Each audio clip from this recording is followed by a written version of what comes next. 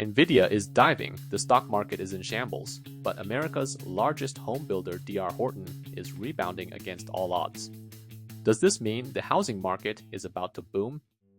Some people are skeptical, pointing out that with transactions declining and profits shrinking, this stock surge seems unnatural. Some have even concluded that this is just real estate's final flicker, a brief twitch before a crash. Today, I want to break down this housing stock rebound from an insider's perspective within the property development world. It might be very different from what you're thinking. If you're interested in both housing prices and the stock market, this episode is made for you. Be sure to watch until the end. Before I share my insights, please hit the like button. Your likes are my biggest motivation to share more content. Many of you are probably familiar with this real estate company. Some of you have purchased homes from this company, but opinions about their houses are extremely polarized. Some say they bought affordable, practical homes that fulfilled their dream of home ownership. Others complain about terrible quality, moving into brand new homes only to discover issues like blocked ventilation in the laundry room. Regardless of individual experiences, one thing is undeniable. D.R. Horton is widely recognized in the development industry as the biggest dark horse in American real estate history. Some reports even call it the monster of the real estate world, the behemoth of American builders, the anomaly of American real estate. Their market share is incredibly high, exceeding 10%, meaning 1 out of every 10 new homes in America is built by D.R. Horton. To become the leader in American real estate, they must have an extraordinary approach. If you thoroughly understand D.R. Horton's home building strategy, you'll naturally understand how they can rebound against market trends after a general market downturn. So let's examine what clever tactics D.R. Horton used to become America's #1 home builder. Many people look at those of us in the architecture profession who work with property developers and wonder, don't you approach projects with architectural ideals and a designer's sensibility to ensure housing quality? From a developer's perspective, anyone who does that phases out quickly in this business.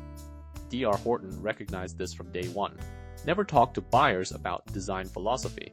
They focus on whatever is cheapest. D.R. Horton uses 3 key strategies. 1. Assembly line standardization. They use assembly line construction for everything, building houses like stacking blocks. They rarely discuss design character, artistic aesthetics, or anything like that. They prioritize speed and efficiency, enabling simultaneous construction across dozens of states with mass production. They can easily build 100,000 homes a year. Of course, this means all their houses look pretty similar. The advantage is guaranteed on-time delivery and quick capital recovery, which is crucial for stock market performance. This building model has forced their competitors, traditional developers, to follow suit. You can see houses becoming increasingly unattractive as a result. Any developer with a conscience who thinks, I should be good to my customers and design better homes, build better homes, is essentially preparing for bankruptcy. D.R. Horton has used this method to outlast many competing developers, eventually acquiring them one by one. In today's market, it's not about being better, it's about being faster. Build faster, sell faster, profit faster. The result? Your house isn't just worse than one from 10 years ago, it's probably worse than one from 5 years ago. 2. Revolutionizing the American housing model. In every market, they position themselves as the price killer. They generally don't consider high-end markets. They focus exclusively on entry-level housing, trying to keep prices as low as possible. Many would say, isn't lower pricing better?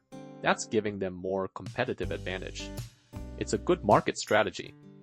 But note that traditional American developers operated with a middle-class mindset.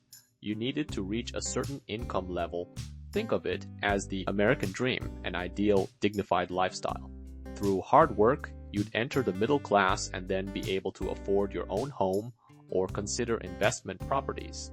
Previous builders budgeted based on this approach, naturally resulting in higher costs and prices. But D.R. Horton invented a product line called Express Homes, specifically targeting families below America's median income. They truly deliver on Walmart's promise, guaranteeing the cheapest house within a 10-mile radius will be a D.R. Horton entry-level home. Of course, don't have excessive quality expectations. Their strategy is to use price killing to eliminate competition. 3. The ultimate weapon. This sounds ruthless already, but it doesn't yet reveal their real killer move, their third strategy that other developers might find extremely difficult to stomach. What you care about is whether a house is expensive or affordable, but builders and shareholders who buy stocks care about whether quarterly profits are increasing and how much money they're making. To truly understand the logic between housing prices and stock prices, we need to examine actual development cases. Let's look at how D.R. Horton and other developers make money from buyers. I won't disclose specific project details because many viewers may have already purchased homes in these developments. Buyers of these properties will quickly understand D.R. Horton's strategy often runs completely counter to many other real estate companies. Traditional real estate developers focus on securing good locations, open terrain with good views, flat land for easy construction, and away from airports for quieter environments. Let's use a medium-sized development in Southern California's inland area as our case study. Community development typically involves 5 steps. First is land acquisition, which in California's inland empire typically accounts for 20 to 25% of total development costs, depending on location. Importantly, this upfront land funding usually comes directly from the real estate company's own pocket. They have to lay out hard cash. This significantly impacts cash flow and stock prices. So land acquisition directly relates to short-term stock market performance and price trends. The second step is preliminary development, utilities, infrastructure, and municipal planning. During this phase, they hope for rising stock prices to help secure financing at lower costs. The third step is purchasing building materials, which accounts for 35 to 40% of total costs. This is affected by stock market conditions and also by tariffs. The fourth step is construction, accounting for about 20% of total costs. This impacts stock prices mainly through policy fluctuations like immigration policies. Finally, the fifth step is sales, which takes 5 to 10% of costs. Now here's the key point. Have you noticed that for steps 2 to 5, all builders have very little room to maneuver in controlling costs? No matter how advanced your management technology or how dedicated your team, it's almost impossible to significantly reduce these costs. Construction labor and sales costs can hardly be compressed further. So astute readers have probably already figured out where D.R. Horton can work some magic. Real estate is about land before it's about buildings. The room for maneuvering in land acquisition is enormous. Traditional developers always try to buy good land, regardless of how they approach it. But D.R. Horton doesn't care. They target the lowest possible costs for entry-level markets. This allows them to drive profits higher in reverse, making their stock look better and more attractive to investors. They can fully utilize land that others reject. Even if the location is poor, as long as the land is cheap enough to create more profit margin and build cheaper houses, they'll take it. In our previous real estate research episodes in Florida, Texas, and Atlanta, we've seen that D.R. Horton will buy land anywhere, along street channels, across from high-voltage power lines, next to airports, freight terminals, and logistics ports. No matter how small or cramped, they'll buy the land first and figure it out later. This is their trump card. It creates a profit gap between them and other builders. This is their greatest weapon. They can make use of any land. It's the investment paradox we've discussed before. You might not buy a house from a particular builder, but you need that builder to make money for you through investments. D.R. Horton deeply understands what investors want them to do, so their strategic positioning is very clear and precisely implemented. In less than 25 years, they've completely changed American real estate development procedures and traditional standards for land acquisition. Unless you're in the building profession and actually take apart houses, what you don't see doesn't bother you. Now everyone plays this game, so don't just blame D.R. Horton. If you don't play this way, you're finished. Now that you understand how to analyze a real estate developer's cost structure, it's time to solve our mystery. Why can D.R. Horton's stock price rise when, for the past 20 years, America's housing market construction rates, delivery volumes, and revenue expectations have been declining? In such poor performance, how can their stock price still rise? Are they trying to single-handedly save American real estate?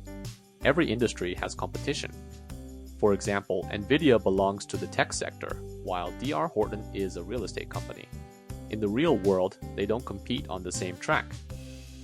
A home builder vying for stock price only needs to outperform other competitors in the real estate sector to win. D.R. Horton's stock has indeed risen, but is it because they're performing exceptionally well? Those familiar with the US stock market know that market expectations have certain patterns. Factors like tariffs, immigration policies, trade wars, and inflation create expectations that the market has already priced in. The market had already beaten down D.R. Horton's stock based on these expectations. So their latest financial report, while showing slight downward adjustments, wasn't as catastrophic as imagined. You can understand the stock market's sentiment. You might even be living better than other developers. After the jealousy comes appreciation. This can be understood as the investment market having lowered expectations to the absolute minimum. For D.R. Horton, even a little good news would work, and they did have some good news. Looking at their financial report, they expect to leverage their accumulated scale and market efficiency to perform better than smaller builders. Note that outrunning your competitors is the most important weapon that allowed D.R. Horton to survive the 2008 crash. They not only survived the crisis, but used the aftermath to acquire various small builders, kicking them while they were down. Many people look back fondly at 2008 opportunities. Not just individuals, but large corporations think the same way. These are perfect opportunities to rise from the ashes. If you can survive, you can stay in the game and have various opportunities to turn things around. Rapid acquisition and expansion is their secret weapon. D.R. Horton has already figured out that this current round is also a crisis. If they survive, they win. They can once again prove they can devour smaller builders and expand their land reserves. Remember, even in the most difficult times, if you can outperform your competitors and hang on, you'll have opportunities to turn things around again. Think about D.R. Horton's development after 2008 and how they eliminated their competitors. The story is both sad and remarkable. It's sad because D.R. Horton has changed many previous real estate rules, bad money driving out good. Once you've discovered the market's lower limit, you may never go back. But it's remarkable that they've provided many entry-level buyers with an opportunity to achieve their housing dreams. Regardless of whether you like buying houses, some families simply need homes. By helping these people achieve their dreams and life ideals, they've satisfied a need for most people. So finally, if you're feeling confused in this market, here are 2 practical suggestions. First, for those following real estate stocks, don't try to understand real estate stocks the same way you would tech stocks. Each industry is different, with vastly different market rhythms. If you want to study real estate stocks, pay more attention to major developers. You can also follow our channel for professional property development perspectives on market fluctuations. If you want to research independently, I suggest looking at builders who survived and thrived after the last downturn, especially their land banking capabilities, which give them clear advantages. Second, for those looking to buy homes, I know many people aren't thinking about buying now, but some still have plans. Don't rush to judge housing prices. Instead, focus on your local city's housing inventory. Watch for inventory clearance promotions from major builders around you. The more difficult the market, the more developers want to survive by increasing their turnover rate, which increases your negotiating leverage. Of course, with new homes, don't expect perfect quality. Finally, I'd love to hear your thoughts. Let's consider this. If housing prices in your area have started falling, but builder stocks are rising, which would you buy? Or would you buy neither and keep your money in your own hands, feeling that's the safest option right now? I hope to see your thoughts in the comments. This episode actually came from a friend who consulted with me recently. asking me to analyze these builders and their stock prices from a developer's perspective. He asked how I, as an architecture professional, view developers cutting corners and whether certain issues bother me. To be honest, when I work as a client representative, I do have internal struggles. Truth be told, when you enter this circle and start working on the client side, your thinking changes. As they say, where you stand depends on where you sit. I have to admit this. Developers are ultimately profit-driven, but within my capabilities, particularly in the design phase, I try not to let residential floor plans have fatal flaws. For example, avoiding windowless rooms, ensuring stairways and corridors have safe traffic flow, and trying to separate active and quiet areas like laundry rooms from bedrooms. That's the extent of what I can do.